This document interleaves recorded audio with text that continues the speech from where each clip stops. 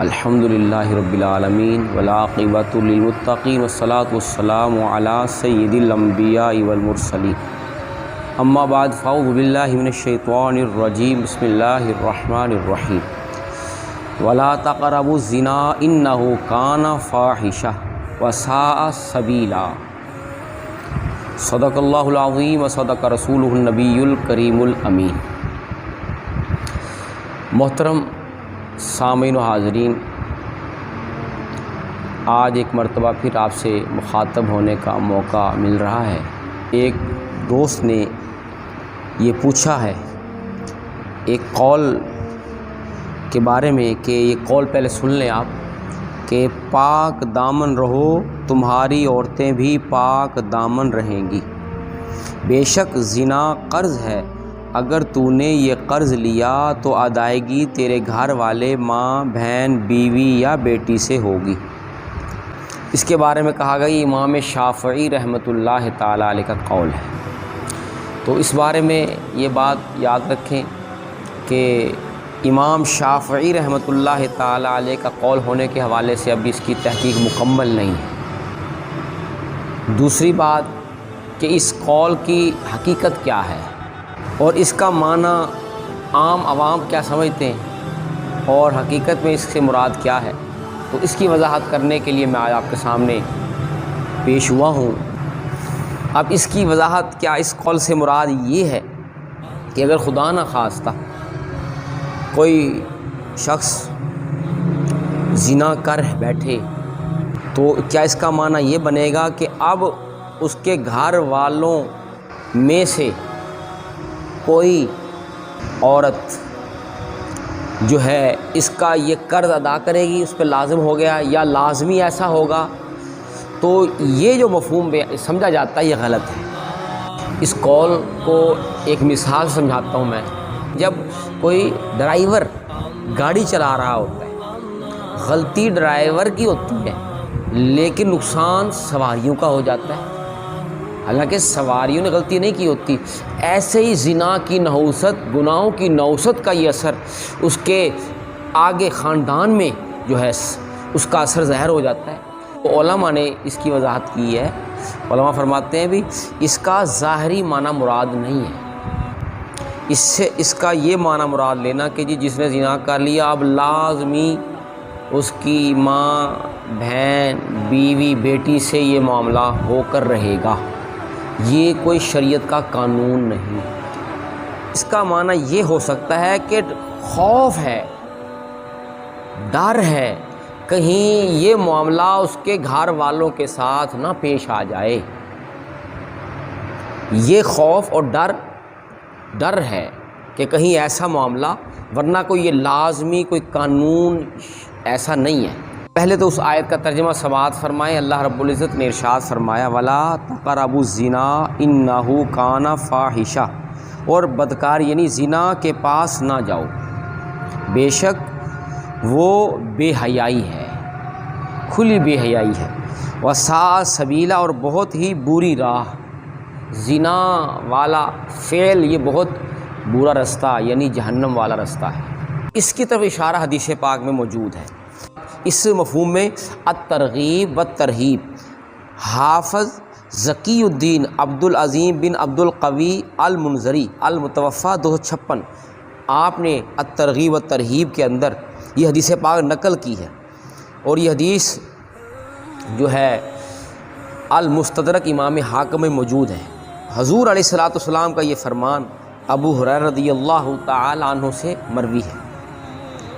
میرے آقا علیہ الصلوۃ والسلام نے فرمایا عفوا عن نساء الناس تعف نساؤکم، میرے آقا علیہ الصلوۃ والسلام نے فرمایا تم لوگوں کی عورتوں سے عفت و پاک دامنی اختیار کرو، یعنی تم دوسری عورتوں پر بری نظر نہ رکھو،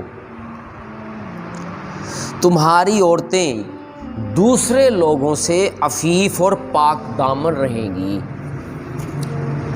اس کا بھی یہی مفہوم کہ جو دوسروں کی عورتوں پہ بری نظر رکھے، ڈر ہے، خوف ہے کہ کوئی اس کی عزت کو بھی اسی انداز سے اس کے ساتھ پیش آئے تو کسی کی عزت خراب کرے، ڈر ہے کہ اس کی عزت بھی خراب ہو، کیونکہ کئی مرتبہ ایسا ہوا کہ جو کسی کے ساتھ کرتا ہے پھر اس کے ساتھ بھی ایسا ہو جاتا ہے۔ تو اس حدیث پاک سے یہ مفہوم نکلتا ہے کہ جو بندہ زنا کرتا ہے اسے ڈرنا چاہیے کہ جو زنا کر رہا ہے کہیں کہ وہ کسی کی ماں ہے، بہن ہے، بیٹی ہے، بہو ہے، تو کہیں یہ معاملہ اس کے گھر والوں میں ماں، بہن، بیٹی کے ساتھ بھی یہ معاملہ نہ ہو جائے، کیونکہ اس نے ایک ایسا عمل کر کے اپنے گھر والوں کی عزت کو خطرے میں ضرور ڈال دیا ہے۔ ایک دوسری حدیث پاک میں کیمیائے سعادت کتاب میں امام غزالی رحمۃ اللہ تعالی علیہ نے ایک حدیث پاک نقل کی ہے، اس سے بھی اشارہ اس کا ملتا ہے کہ ڈر ہے، خطرہ ہے۔ اس میں ایک شخص سرکار کی بارگاہ میں حاضر ہوا، اس نے آ کے عرض کی آقا علیہ الصلوۃ والسلام کی بارگاہ میں، حضور مجھے آپ زنا کرنے کی اجازت عطا فرمائیں۔ صحابہ کرام کی مجلس ہے، صحابہ کرام کو غصہ آیا، جلال ہے، یہ کیا بات کہہ رہا ہے اور کس چیز کی اجازت مانگ رہا ہے، اسے حیا نہیں آ رہی۔ صحابہ کرام کو جلال آیا، اسے مارنا چاہا تو حضور علیہ الصلوۃ والسلام نے اپنے رحمت والی شفقت فرماتے ہوئے، اشارہ فرماتے ہوئے انہیں روک دیا، فرمایا اس کو مت مارو۔ پھر اس کو پاس بلایا اور نہایت ہی نرمی کے ساتھ اسے بٹھایا، اور دیکھیں میرے آقا کی تربیت دیکھیں، اگر ہم جیسا بندہ ہو جلال میں آ جاتا، غصے میں آیا، میرے آقا کا جو ہے اخلاق خلق عظیم دیکھیں کتنا اعلیٰ ہے، جس کے بارے میں اللہ رب العزت نے فرمایا اِنَّكَ لَعَلَىٰ خُلُقٍ عَظِيمٍ، میرے محبوب کا خلق جو ہے وہ تو سب سے عظیم ہے۔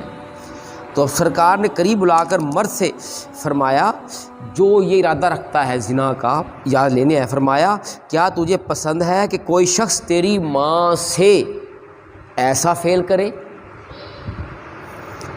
تو اس نے کہا جی ہرگز نہیں، میں تو یہ بات روا نہیں رکھ سکتا کوئی میری ماں سے ایسا کرے۔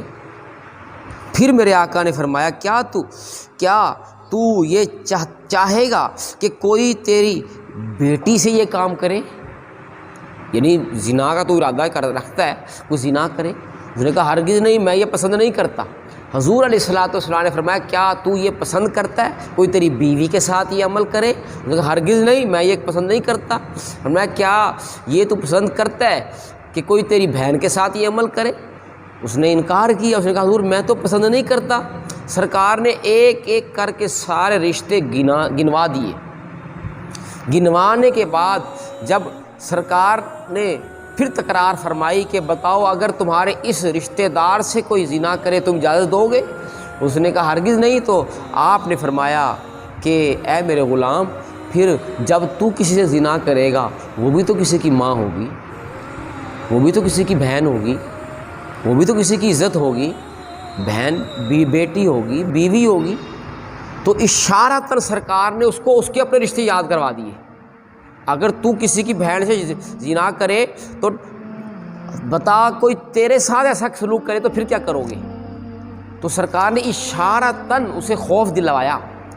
اور پھر دیکھیں کرم نواز سرکار کے انداز تربیت دیکھیں سرکار کا۔ اب کیا ہوا کہ میرے کریم آقا علیہ الصلوۃ والسلام نے جب یہ بات سمجھائی خاموش ہو گیا۔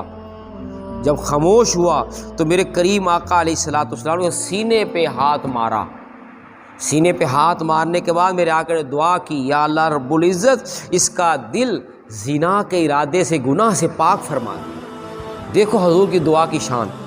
میرے آقا کریم نے دعا کی یا اللہ اس کی شرمگاہ کی حفاظت فرما اور اس کا گناہ بخش دے۔ ارادہ اس نے پختہ کیا تھا زنا کا، یہ بھی گناہ ہوتا ہے، یا اللہ اس کے گناہ بخش دے۔ اس کے بعد صحابہ کہتے ہیں، حدیث میں یہ الفاظ موجود ہے، اس کے بعد وہ شخص تمام عمر زنا سے بچا رہا۔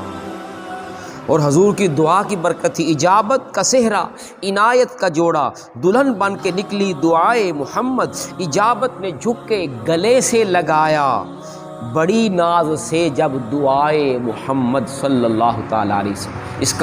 اس قول کا یہ معنی و مفہوم یہی جو میں نے پیش کیا، یہ ڈر اور خوف کے حوالے سے موجود ہے۔ اور کوئی اس کا یہ معنی لے جس زنا کیا اب اس کی ماں سے ہوگا، بہن سے ہوگا، بیٹی سے، کسی سے ایسا معاملہ ہوگا، تو ایسا یہ معنی اس کا ہرگز نہیں، لیکن ڈر خوف موجود ہے کہیں ایسا معاملہ جیسا کرنا ویسا بھرنا کا مفہوم پایا جاتا ہے۔